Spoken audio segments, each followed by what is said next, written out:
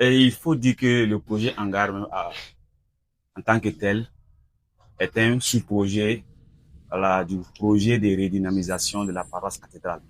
Donc, c'est dans le cadre de la redynamisation des actes spirituels de la cathédrale qu'il a été nécessaire de construire un hangar au niveau de la grotte mariale pour donner plus de commodité à ceux qui viendront pour prier devant la grotte. Parce que la cathédrale étant placée sous la protection de Notre-Dame de Lourdes, il faut quand même que la spiritualité mariale soit vue et connue et vécue au niveau de la paroisse. C'est ça qui a amené ce projet de hangar. Donc aujourd'hui, 4 mois après son lancement, on peut dire que le projet a été réalisé, donc les objectifs ont été atteints, même s'il reste des choses à faire.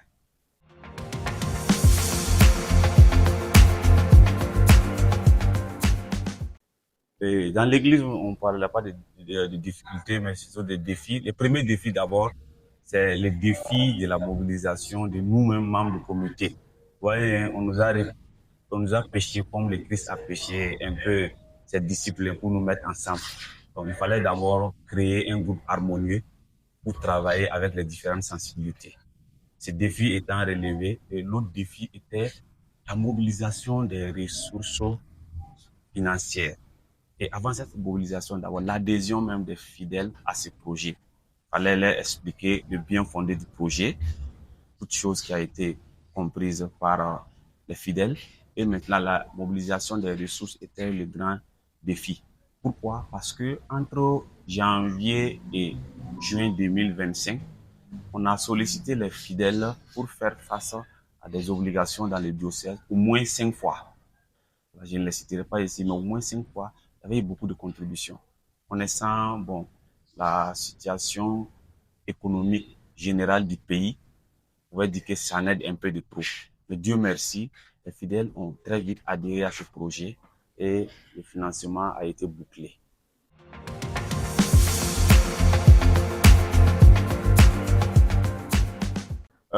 Comme je le disais, que dans l'église, les difficultés sont à Dieu. C'est un travail de Dieu. On l'a dit, c'est le hangar de Marie. Si elle veut que son hangar soit réalisé, elle trouvera des cœurs généreux qui vont faire le hangar. Parce qu'un projet d'église, on peut l'initier, mais on n'est pas obligé de le terminer. Parce que comme on aime le dire, si le Seigneur ne bâtit la maison, en vain travaillent les bâtisseurs. Donc, nous, en tant que tel, on n'a pas eu de difficultés. On avait juste le souci de la mobilisation des ressources. Et maintenant, notre préoccupation était de donner un hangar à la dimension de la beauté de la Vierge Marie. Comment faire pour harmoniser notre hangar avec l'architecture de la cathédrale, de telle sorte que ça ne soit pas quelque chose qui soit en déphasage avec même l'architecture générale de la cathédrale. Donc, il y avait ces défis techniques-là, surtout qu'il y avait déjà un hangar à côté qu'il fallait combiner avec le nouveau. Là, un peu, qui étaient les défis techniques surtout.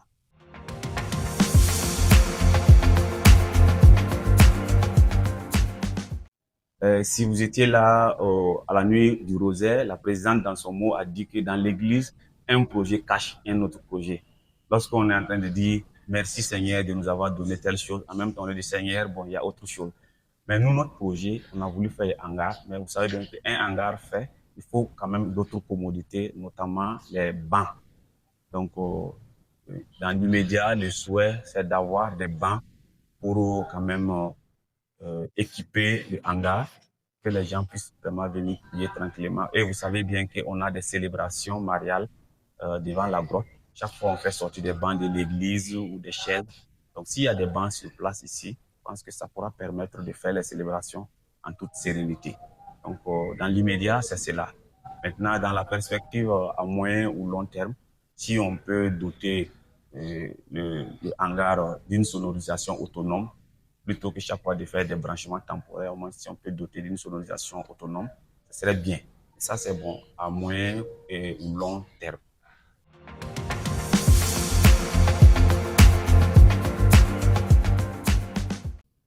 Donc, à ce niveau, nous avions été très regardants là-dessus parce que Il y a la triplice justice, vérité et transparence qui est le maître mot au niveau social, mais aussi qui est le maître mot au niveau de l'Église depuis très longtemps. Donc nous avons vraiment voulu être transparent, équitable, voilà, et puis vraiment redevable.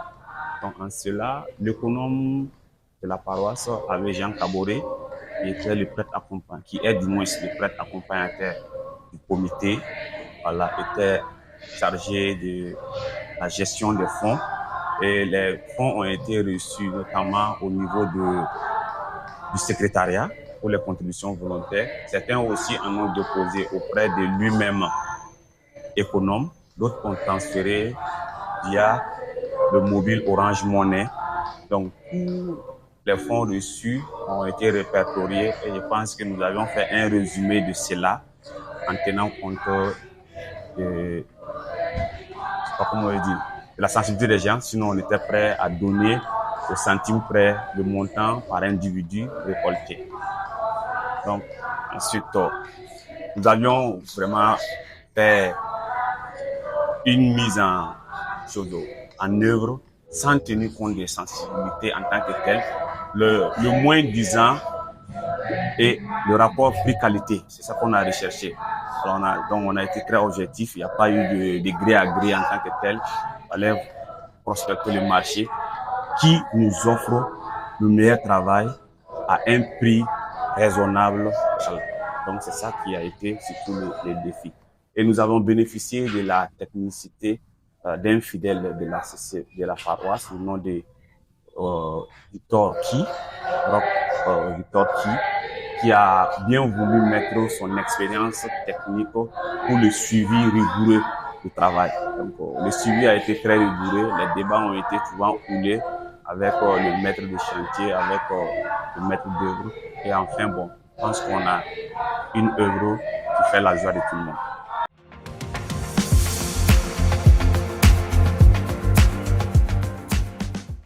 Le message, c'est l'action de grâce à Dieu pour nous avoir permis de réaliser cela. Avec les bienfaiteurs, nous disons ensemble merci à Dieu. Mais nous, en tant que membres du comité, nous disons infiniment merci aux fidèles. Et nous espérions avoir utilisé de façon efficiente ce qu'ils ont donné comme contribution. Voilà. Et nous sommes disposés à rendre compte là où on nous demandera. Déjà, le compte rendu a été fait à la veille. Il sera fait aussi les jours à venir dans les communautés et disposé à la paroisse cathédrale. Donc, c'est un message de remerciement aux fidèles et tous ceux qui ont contribué, que ce soit moralement, spirituellement, matériellement, financièrement. Nous leur disons merci. Et que la Vierge Marie qui connaît leurs désirs profonds les réalisent au-delà même de leur mérite.